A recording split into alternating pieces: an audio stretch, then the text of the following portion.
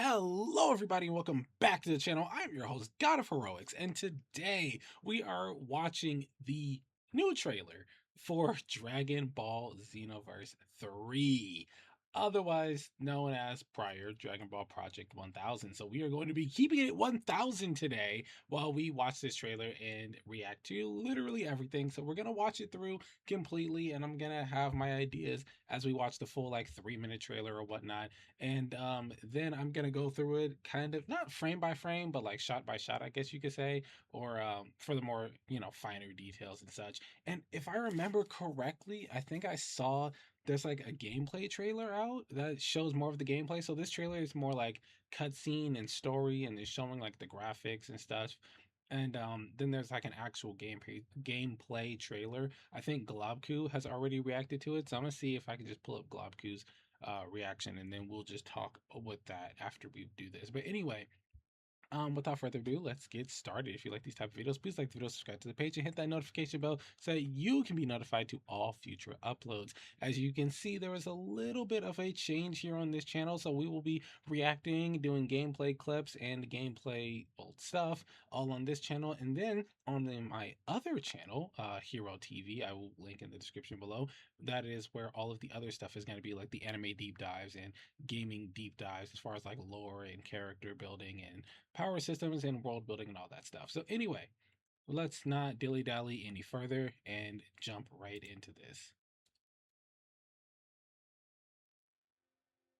I hope I set the volume perfectly. Jesus. Okay, yeah, Shinron, I hear you. You kind of loud. Hopefully you're not too loud for the video. I turned you down on YouTube and on OBS, so. Oh,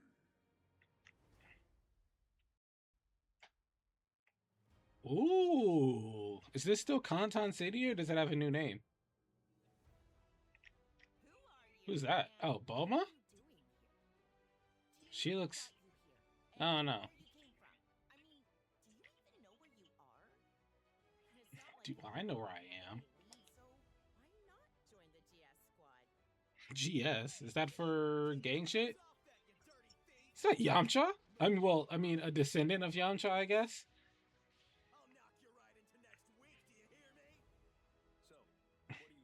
Oh, it's my boy Alex Lee. Did they put Gamma one? That's funny.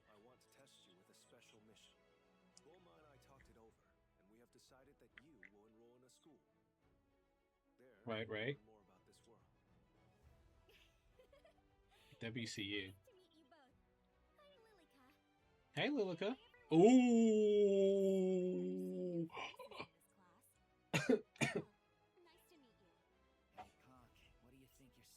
Oh, that's funny. I actually just saw the announcement for his voice actor like today.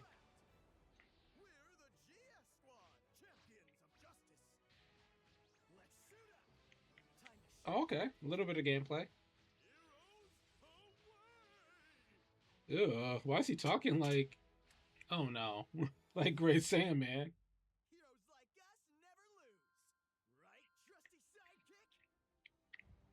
Sidekick.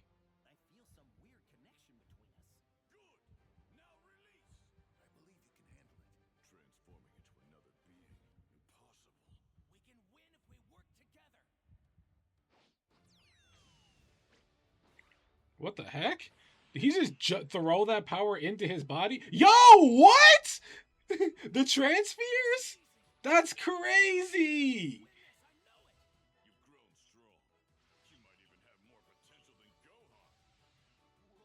Whoa.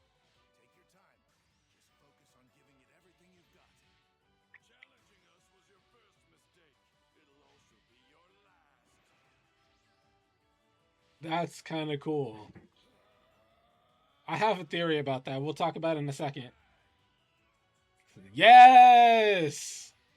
Kaioken and Super Saiyan! Woo!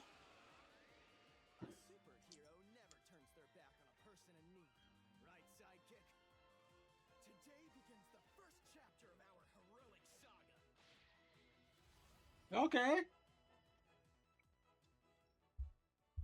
That's that's fun. Okay. So Wow, that actually kind of that went kind of hard. All right. I do have thoughts. First off, to start things off, Shenron, boy, you are loud, dog. Like in Xenoverse 2, Trunks, he has like that intro where he's like, "Hey, have you ever thought of joining the Time Patrol? Now you can, you son of a bitch! Come enroll in these classes, and then you can be just like me, defending the future." That is literally not what he says, by the way, but it'd be funny if it was. And then that's loud as hell, along with the background music for that. But then when you skip it, the main menu also has this really loud ass rock music. Like I remember turning my TV down to like 6 and it was still loud as hell. And that's gotta be crazy. Um anyway, moving forward, we get this view of I guess Kantan City. It might not be called Kantan City. I don't remember what it was called in Xenoverse 1, but I think it wasn't Kantan City. I could be wrong about that. But anyway, Xenoverse 2 has Content City. It is more advanced. This looks more advanced than what we got in Xenoverse 2. More futuristic, I guess you could say. Can I Jesus Christ, why does it auto to 360? I was noticing how shitty it was looking. Um, let's I mean we can even do 720. It doesn't have to be perfect, but there we go. Anyway, um, we got the Ozaru getting a shout out here, which is kind of crazy because the Great Ape hasn't been like prominent in Dragon Ball since literally the beginning of the series in the Sand Saga. If you're a GT fan, it's kind of important there. I mean, Super Baby, Super Baby was it Super Great Ape Baby Vegeta 2 or some bullshit. Anyway, there's that, and then obviously Goku needs the Ozaru form to go Super Saiyan 4, but it's not really like important, but um I guess with Broly being back in Super, it's technically kind of important because his Akari form is just bringing out that um multiplier of Great Ape into his base form, so that's kind of cool. Anyway, it looks more advanced, more hub world y, which is kind of cool, which is great. What I wasn't expecting was for Bulma to be here. I guess she's either still using the Dragon Balls to wish herself looking younger, or she got displaced from her timeline, which is probably more likely. But we also had Bulma in Xenoverse 1 and 2, and those happen in like a different time as well. I think Xenoverse 2 was like 250 years before this because it's like age 700 something. I think it's like 750 or 780 something, somewhere in there. Anyway, so Bulma's either um basically being pulled from the time stream is kind of forcing her to not really age, I guess, to kind of put her in like a ageless form, I suppose, or she's just using the Dragon Balls to wish for herself to be a different age, or she's just hopping through time. Who knows? She has, she creates time machines and shit, so it doesn't really matter. But yeah, she's kind of pretty. She looks more like milfy, I guess you could say. I don't know if that's really the best way to say that. So then we have this, which is a nice shot. A little, you get to see a little bit more of the city. This looks like West City, I believe, because you get these little rail highway things that like the two car freeway thingy things that they can go through. So it's like a blend of like West City and Canton City, maybe. Um, and then I can't. What does this say? It probably Canton something. Who knows? Who cares? Oh no, it said Capsule Core. Anyway, yeah, Capsule Core is really huge this time. Oh, these also look like the little platforms that you could go to go see like Hercule and then Gohan and them. So maybe that's gonna be like a little teleporter thing to take you over there. Giant Capsule Core building here, and then this is more of like the actual town and city and stuff, so we get to see more of that. Flying cars as well, pretty prominent. More of the city, nothing super crazy, no super crazy details. This looks like just a slightly different side, like he just turned the camera a little bit maybe, or this could be that building we saw earlier and this is like the other side of that zone. So that's cool. I don't know what this giant sky tower is, but I'm a little interested in seeing what that is. But it says welcome to West City. I didn't even notice that in the trailer. So this might not be Canton City anymore. I think all of this is just based in West City. So either in West City in Age 1000 or West City is like moved to Canton City kind of, and now like the new Canton City is West City. Which would be kind of cool. Then we get the shot of the opening area that we looked at earlier with the two Ozaru screens, but we just see it from a different angle, which is still kind of cool. We get to see a live performance going on there, and then this looks like an entertainment district, kind of, probably like an underground zone. I don't know what this is, but this looks like a bar area or whatever. Like you can see all the drinks back there, the bartender here. Then there's somebody like sitting on that stool or leaning or whatever over the counter, which is interesting. Um, and then we get these. I for a second was wondering what these are, but I think these are just I guess you can call them patrol pods. They're probably gonna have a name for them, but these look like they give off the same vibe as the pods from Helldivers, where you sit in the pods and they drop you into your zone. So these are probably gonna be like time travel pods for multiplayer missions where you and your friends jump in and then the pods just sort of teleport or go through time to take you to your destination. Hi, Dorothy. Guys, say hi to Dorothy. Oh, you actually, this is the perfect time for me to show you guys. I have something interesting that I dropped on here. Uh, boop, boop. See? Now we got Dorothy on stream. We got Dorothy on the video. Uh, anyway, thank you, Dorothy, for making your little cameo. Love you. Meow meow. So then we get this shot. Same as before. This is the natural city we just get here with Bulma, and then our primary character, whose name I don't remember. I don't think they said his name actually. I don't think they ever gave us his official name, so we're still just gonna call him John 1000. And then, oh, I think they changed it to John Xenoverse 3 or something like that. But I'm still saying John 1000. Now this I don't understand. Brett comes in and he's like, "Keep your hands off her, you thief!" And I'm like, maybe it's just a story thing where I need to see exactly what is going on, the reason he thinks you're a thief.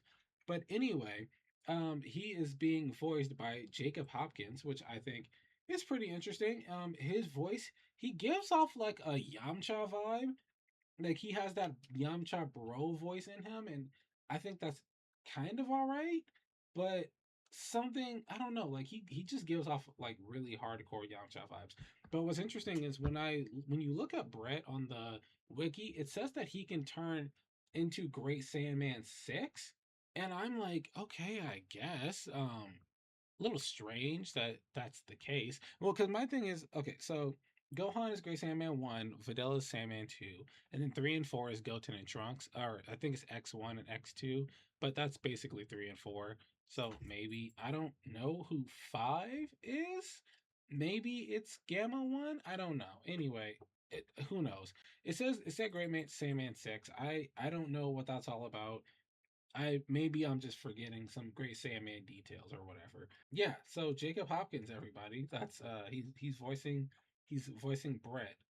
So if you don't know who Jacob Hopkins is, he's actually best known for playing Gumball Watterson. He's the one who played Gumball when he was a kid, and I don't think he plays him anymore. Yeah, there was like a whole thing where they were like, "Oh, he's too old. He can't do the voice anymore or whatever." But anyway, yeah, point is, Gumball Watterson is gonna be Brett, and I think that's a crazy voice change right there that we got going on, and I think it's really interesting. Pretty interesting to see him jump over into the anime space, especially anime gaming space, because that's like a specific thing. And then here we get a little bit of the combat. So he did, I forget what it's called, but it's on controller when you press square and X at the same time. They do like this cool hyper dash towards the enemy.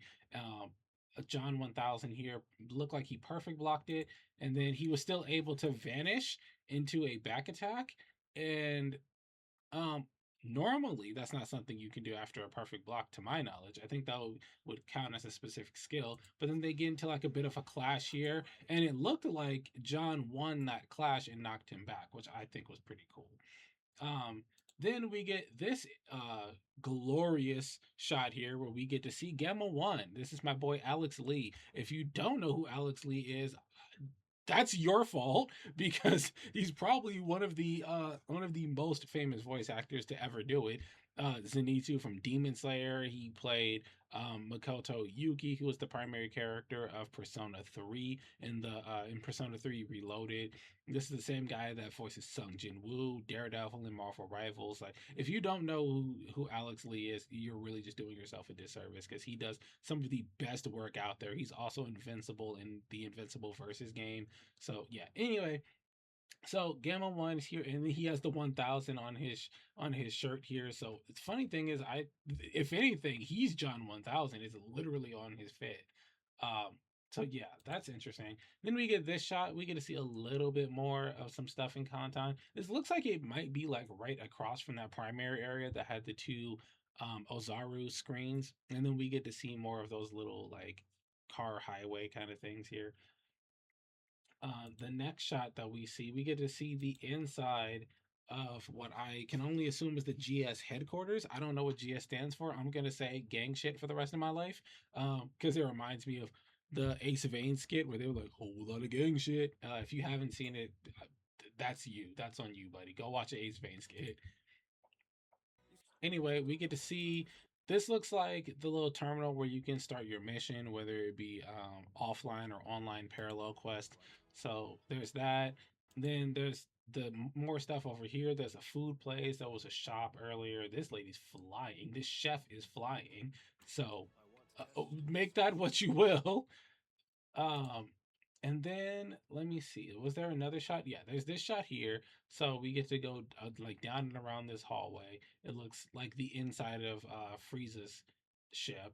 Then there's a nice little park outside. Oh, nope, not you. Go away, Brett. Yeah, so there's this nice little park outside. We get these two over here stretching, looking like they're ready for training. West City University is the school that your character has to attend. And then we get some cool shots of West City University. It looks like a futuristic university. It's nothing super crazy. But then we get Lilica and then these two random ass side characters. Lilica is rocking the Videl hairstyle. So make that what you will. You can assume that this is a continuation to Gohan's lineage and that she's, like a daughter or granddaughter of Pan's or whatever. If you want to take GT super seriously and say Goku Jr. is coming later, that's on you. I think she looks a lot like Pan. And then we also get Rom, who is an absolute baddie, and I really wish that it would go ahead and show Rom because oh my god, this woman was looking beautiful. There's Lilica, and then Rom looking absolutely gorgeous, looking like Android 21. Yeah, wonderful looking character. Well, I say Android 21, but she does kind of look like she's just part of the demon race, which might actually have some interesting implications about character customization and creation because we know that the NPCs in games are usually based around they're usually based around like races that you can make in the game. So if the NPCs can be demon race, maybe we can be demon race because we had human Saiyans, Majins, we had Frieza's race, and then you can make characters like that, even though they were NPCs. So maybe we can have more demon race characters. Like Namekians are demon race characters, and we were able to make them before, but now we have whatever race this is. I think they're called the Glens or whatever, because that's what Supreme Kai of Time is. I don't know what their moveset is going to look like. I don't know what special abilities they might get, or if they will get any transformations or whatnot. Maybe they'll have their own like specific passives. That would be something interesting that we can dive into. But anyway, Rom is absolutely gorgeous. Freaking love her design. And then we get to see Tap, who looks like Grimjow, but like he looks like a short delinquent Grimjow. And then you see he has a delinquent gang here, but he's also a Saiyan because we see his tail. We get to see Tap has a tail right here. And Tap's voice actor was also stated, and I actually saw it today. He made a post on Twitter. So if you can tell from his voice, Tap is going to be voiced by the legendary AJ Beckles, who posted on his Twitter and his other socials that he's going to be voicing Tap. AJ Beckles is the voice behind Okaroon in Don to Don, if you didn't know. So yeah, we're getting some pretty legendary people in here, pretty much. Then we get this little scene where you can get all these poses done and blah blah blah. I don't know what all that's about. Now that I think about it, 5 and 6 might be you and Brett because he keeps calling you his sidekick. Then we get some more. some more combat, and it's a little choppy here, but we saw it earlier. But it looks like a blend of like Sparking Zero, but with like a similar camera angle to Xenoverse 2, maybe even like zoomed out just a little bit.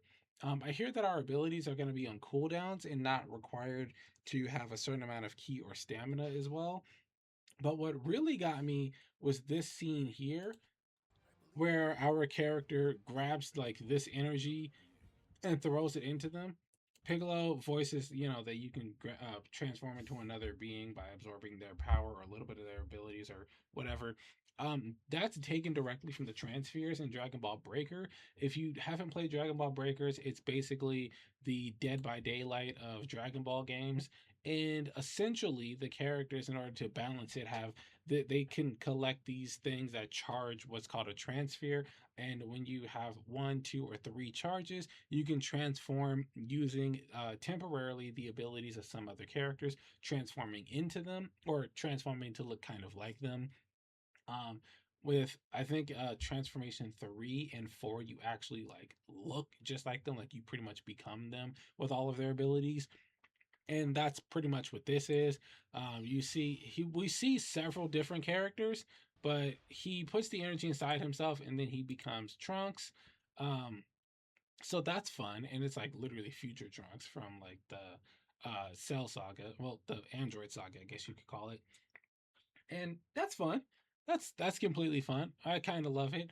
I think it's interesting, especially because not all characters are gonna have transformations. Like I don't think Glens have transformations. Humans can't do anything, but Kyle can, and I think Potential Unleashed. Namekians have Super Namekian, but that's in like the giant form.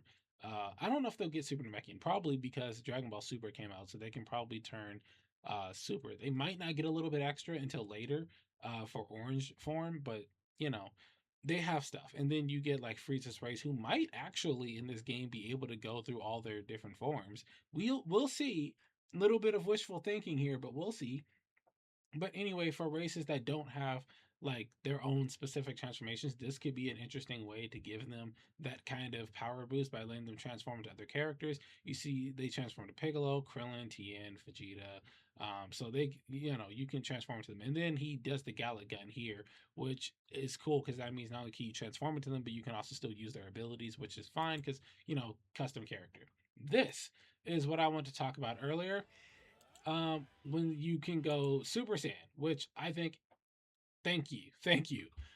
This hairstyle doesn't look like the hairstyle you would get from the hair that he had earlier, but this is a step up because in Dragon Ball Xenoverse 1 and 2, your hair did not spike up when you transformed. You had the same hairstyle. So if your hair was slicked down and you went Super Saiyan, you just got slicked down hair. If your hair is in a ponytail and you go Super Saiyan, you just got a ponytail in Super Saiyan. Like it didn't spike up like this, but seeing this is actually really cool. But I think you're gonna be able to customize this, or certain hairstyles will come with their own specific Super Saiyan hairstyle, which I think would be really fun.